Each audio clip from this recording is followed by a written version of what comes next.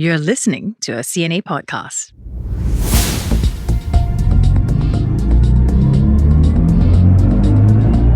Hear that? It's the sound of an electric car coming to life. They may be quiet, but the EV issue has been one of the loudest in recent years. Slowly but surely, they seem to be taking over our roads. Today, we ride the EV Revolution Highway. Hi, and welcome to Climate Conversations. I'm Jack Board. Hello, Liling Tan. All good? Hello, Jack Board. All good. You good? I'm good. I'm back from Baku, so I'm readjusting. So bear with me this week if I sound a bit jet-lagged or weary of endless multilateral analysis, but we'll do our best. Now, electric car. I don't think you have one, but would you buy one? If I had to buy a car, yes. And here in Singapore, I won't have much of a choice soon. That's because the country is phasing out internal combustion engine cars by 2040 as part of its plan to electrify roads here. In fact, Jack, in just over 5 years, no more registration of new petrol cars and taxis will be allowed. So yes, if I'm going to have to buy a car, it would have to be an electric car. What about you, Jack? Would you buy an electric vehicle? I have a hybrid car at the moment, so I think that suits me pretty well. Always considering the obstacles to really being able to utilize an electric car. The public charging infrastructure is just not quite there. The range, if I'm going into like rural parts of Thailand, I would love to. They're also expensive. So yeah, in the future for sure. I'm halfway there with my hybrid. And I think lots of people at that stage as well. Do you feel like you're doing the right thing? What was your motivator? Was it the price? Clearly not, because you just said it's still expensive. But how much mileage did it give you as a climate conscious individual? How much moral mileage? Yeah, moral mileage, exactly. Yeah, I definitely weighed into the decision for sure. I'm also aware that most of the electricity being generated in Thailand is not coming from clean sources. Either way, you're not making a huge dent in the environment, but I think it made sense given the air pollution, particularly in this city, try not to contribute to that any further. I wouldn't drive unless I had to anyway. I use a motorbike most of the time. But I have a large dog, and dog cannot fit into motorcycle, unfortunately. You're not making your dog do that. He would love it. He would love you could have a sidecar. Okay. Yeah. All right, let's get into the quiz, because we haven't had quiz for a few weeks, it feels like.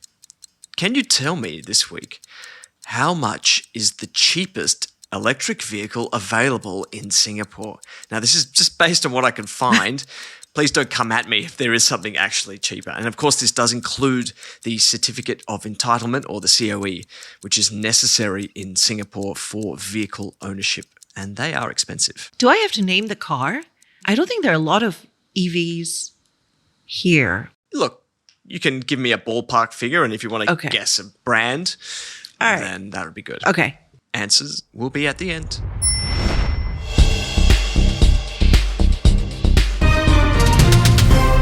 Okay, news time, Liling. We also didn't have news last week because we were talking just everything COP. What's happening in the world this week? Is it COP?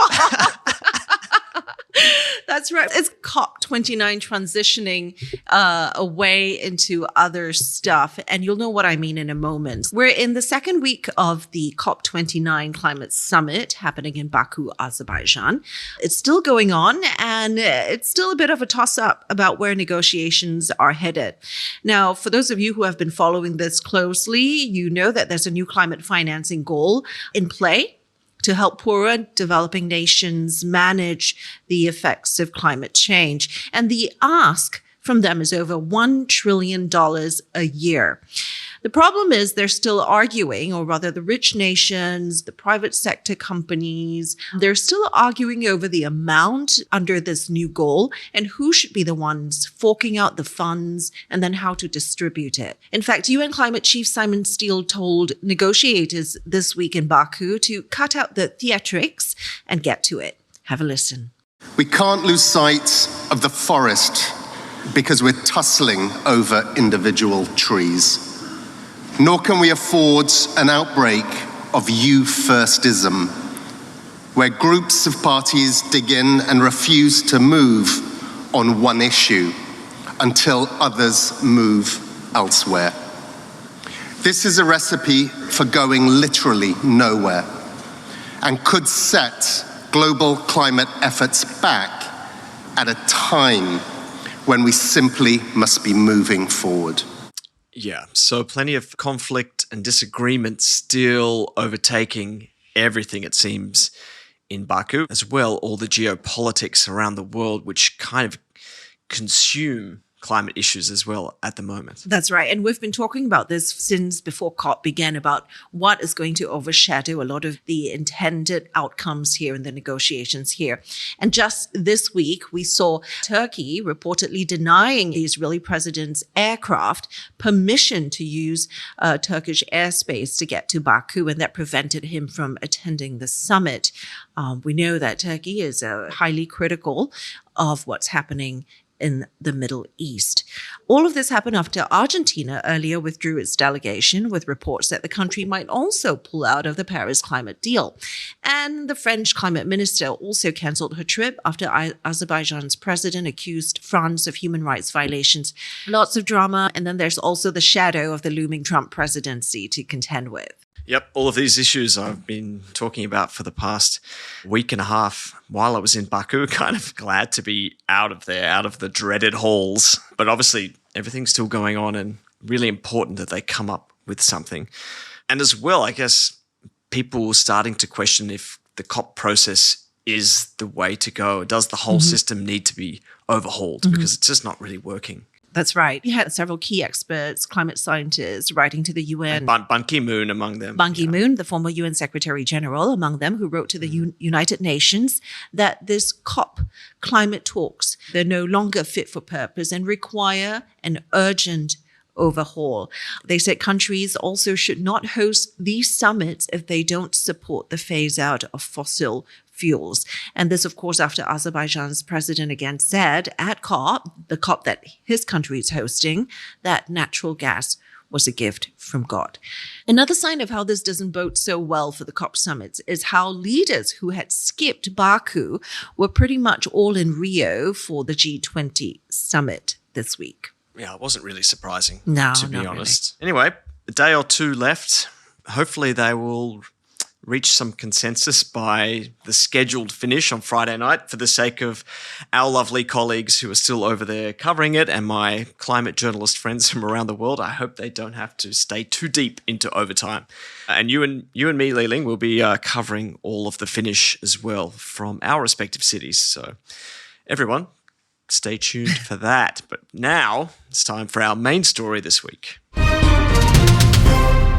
An electric vehicle revolution has been underway for a few years, but it hasn't quite been a smooth road, with the technology still facing cost issues, infrastructure questions, and turbulence from geopolitics. We wanted to do a bit of a status check on EVs on Climate Conversations this week. Answer a few questions. What's happening around the world with EVs? Are they here to stay in Southeast Asia? And should you buy one? Now, let me kick things off with just a couple of raw numbers that I think you'll think are interesting. Liling, stand by, ready for some numbers? I can't wait. According to the International Energy Agency, electric car sales have just kept on rising, and they could reach around 17 million units this year. So that's about 1 in 5 of all cars sold worldwide. In short, EVs are slowly becoming this mass market product in many countries.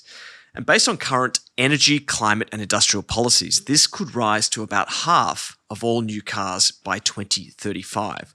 But growth now is being driven pretty much by China. They're the dominant player here, and the future viability of EVs will probably be dictated by their growth outside of China. In many parts of the world, it's just not really happening that fast. Think places like India, Japan, Africa, Latin America, and the Middle East. And there's a couple of factors that will determine that, I think. One is cost, of course, and we'll talk about that later. The other one increasingly seems to be politics.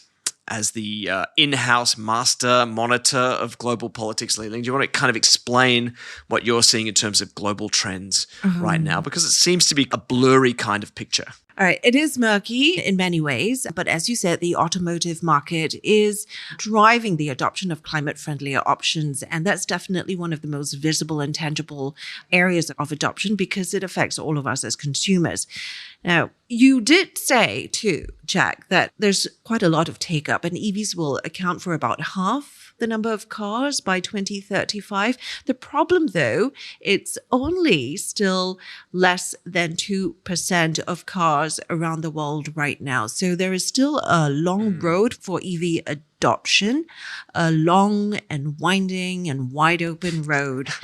So a part of the issue that we're seeing now too is around tariffs on electric vehicles, right? So many tariffs. That's right. So many tariffs. And a lot of it is to limit the impact that foreign car makers, foreign electric car makers have on US markets. A lot of this is coming from the US, and especially now with President-elect Trump about to take over US leadership, that's created a lot more uncertainty about the automotive market and especially the electric vehicle market there.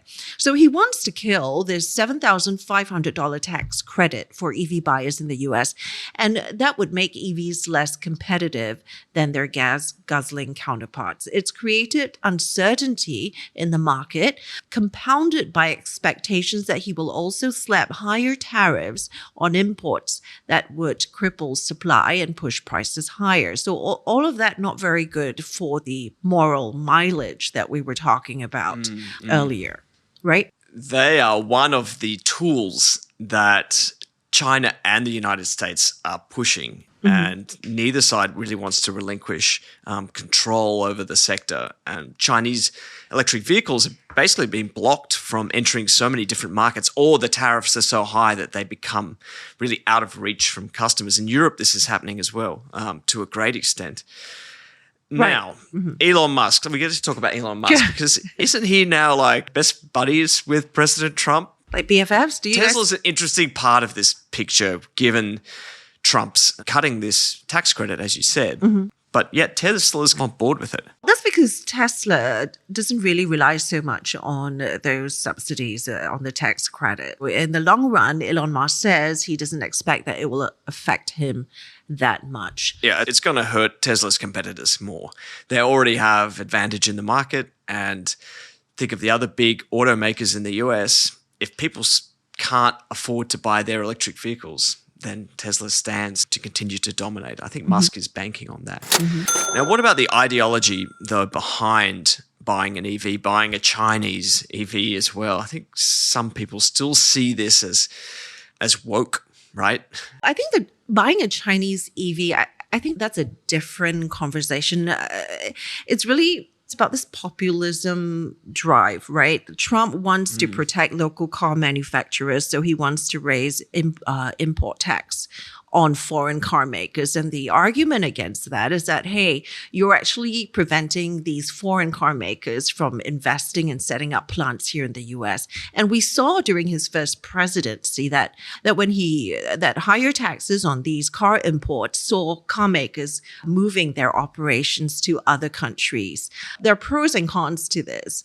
Now, but when you're talking about being woke and woke as a currency, it can be a good or bad thing. EVs have been referred to as virtue cars. We talked about the moral mileage earlier, and this reflects the changing perception of car buyers who are more aware of climate change and the need to transition away from fossil fuels.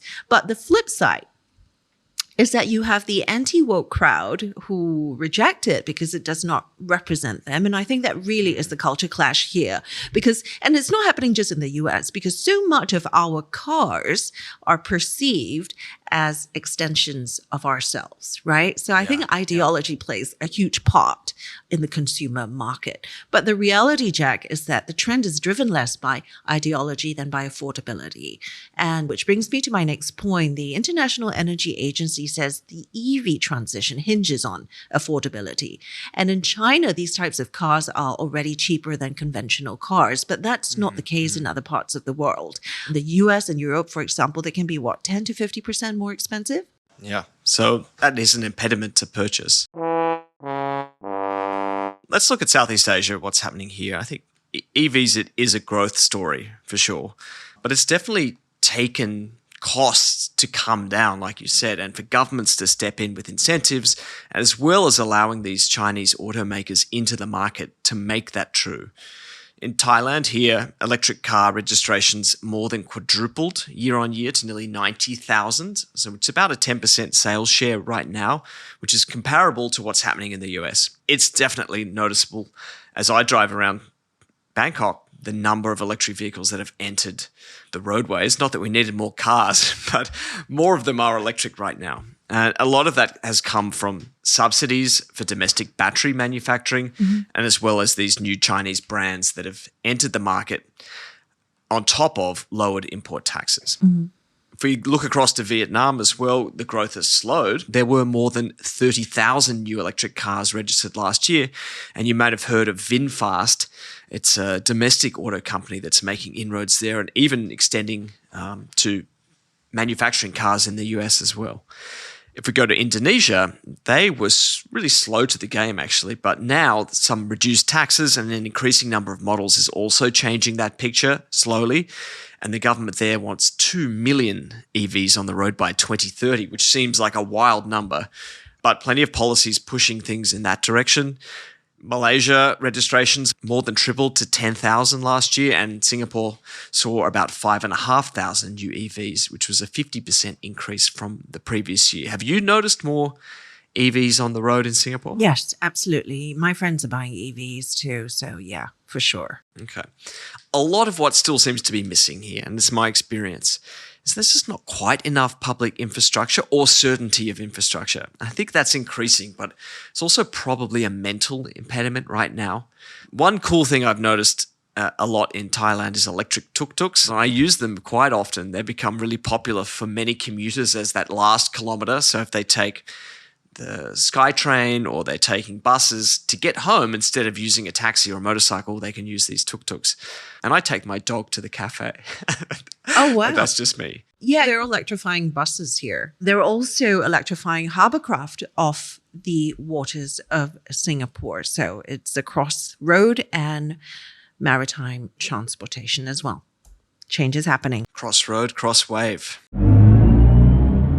Now we get back to the question, should you buy one? Probably, but remember that EVs are only as good as the power that charges their batteries.